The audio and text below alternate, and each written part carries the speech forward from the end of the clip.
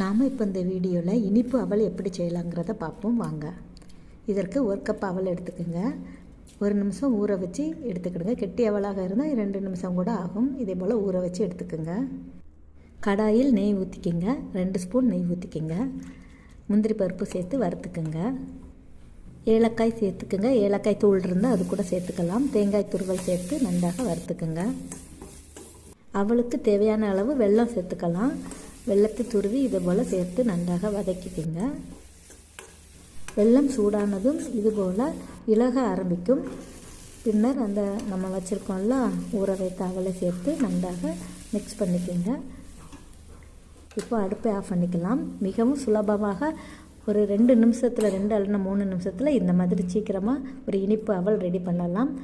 பிரசாதமாக கூட சாமிக்கு படைக்கலாம். குழந்தைகள் விரும்பி சாப்பிடுவாங்க. இதே போல் செஞ்சு பாருங்கள். தேங்க்ஸ் ஃபார் வாட்சிங்.